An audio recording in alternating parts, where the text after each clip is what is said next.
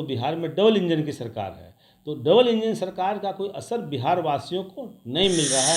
केंद्र सरकार चाहे या राज्य सरकार चाहे तो ऐसा कुछ नहीं लगता है कि नहीं हो सकता है। फोकस जो सरकार ने अनाउंस किया था कि हमें 19 लाख लोगों को रोजगार देना है, वो सबसे बड़ी प्राथमिकता के रूप में इस बजट में दिखा है, जिसमें कहा गया है कि हम कौशल विकास के तहत लोगों को ट्रेनिंग देंगे, उससे रोजगार उत्पन्न होंगे।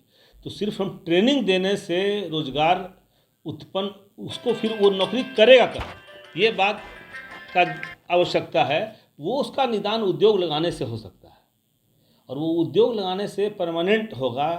छोटा मोटा काम करके वो परमानेंट उसको जॉब नहीं मिल सकता है। और महिलाओं के लिए कहा गया है कि हम 200 करोड़ का प्रोविज़न किया गया है, जिसमें 10 लाख रुपए तक उनको ऋण दिया जाएगा। तो छोटे उद्योग लगा सकते हैं, बड़े रूप में वो काम नहीं हो सकता है।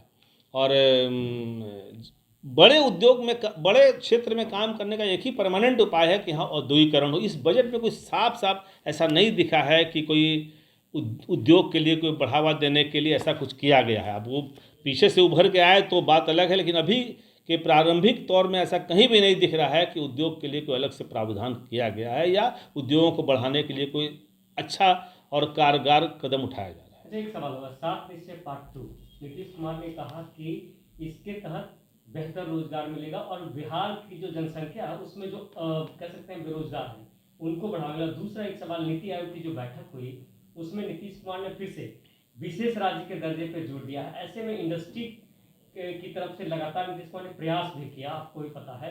तो क्या लगता है इसके होने से या ये जो इनिशिएट उठाया गया इससे कितना प्रभाव पड़ेगा या आर्थिक रूप से कितना? देखिए, ये हम पिछले 15 साल से बात कर रहे हैं। लगातार केंद्र सरकार को कहा जा रहा है कि स्पेशल कैटेगरी दें।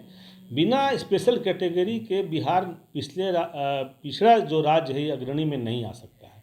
या तो स्पेशल पैकेज दिया जाए, उसके बदले में केंद्र सरकार चाहे या राज्य सरकार चाहे तो ऐसा कुछ नहीं लगता है कि नहीं हो सकता है। सोच बनानी पड़ेगी।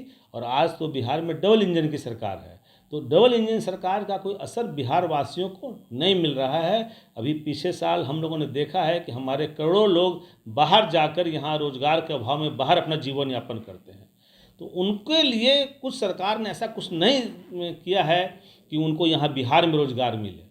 तो उसका परमानेंट उपाय है कि आदमी को 1 साल का प्रोविज़न नहीं करना पड़ेगा, 20 साल आगे की प्लानिंग करनी पड़ेगी, तब वो काम होगा। उद्योग, कोई भी उद्योग एक दिन में नहीं लगता है, उसको लगाने में 6 महीना साल भर लगता है। और हम ये जो आंशिक बात कर रहे हैं लोगों को ट्रेनिंग देने की या SC ST योजना की या महिलाओं को उद्योग देने के लिए, बहुत छोटे छोटे उद्योग होंगे, इससे इसका परमानेंट निदान नहीं है। और बिहार में उद्योगों का बहुत बड़ा स्कोप है, इसलिए कि बिहार जो हमारा है, देश का 10% जनता यहाँ रहती है। हम कंज्यूमिंग स्टेट बन के रह गए हैं। यहाँ हर चीज़ की आवश्यकता है। यहाँ जो भी चीज़ बनेगा वो यहाँ काम आएगा। सरकार के सोच और नीति का खाली बात है। सरकार जो भी नीति बनाए उसका पालन करे। सरकार ने पहले भी नीतियाँ बनाई हैं जिनका पालन नहीं होता है, उद्यमियों को कोर्ट का सहारा लेना पड़ता है। तो कोई भी उद्योग लगाता है तो वो कोर्ट जाने के लिए नहीं लगाता है। और कोई भी जब बाहर का उद्योगपति बिहार आएगा तो वो आने के पहले जो लोग यहाँ उद्योग चला रहे हैं उनसे वो समझता है कि यहाँ का क्या एटमॉस्फेयर है। तो अभी तक यहाँ ऐसा कुछ एटमॉस्फेयर नहीं है। अभी जो 2011 पॉलिसी में जो इंसेंटिव थे वो लोगों को आज तक नहीं मिले, 10 साल हो गए उसको। तो ये सरकार को अपना फोकस दिखाना पड़ेगा कि हम सही में चाहते हैं औद्योगिकरण। अंतिम में संक्षेप में क्या चाहता है आपका जो एसोसिएशन है बिहार में सरकार से, खासकर नीतीश कुमार से, ताकि बिहार बेहतर हो? यहाँ सबसे ज़रूरी है कि जो नीति बने उसका अक्षरशः पालन हो।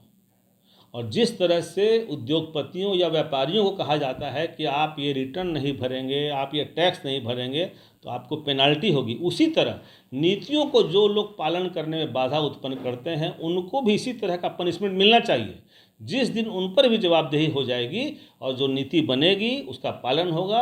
और सबसे ज़रूरी है यहाँ की खरीद नीति, जो बिहार में सामान बने उसका बिहार में जरूर उपयोग हो।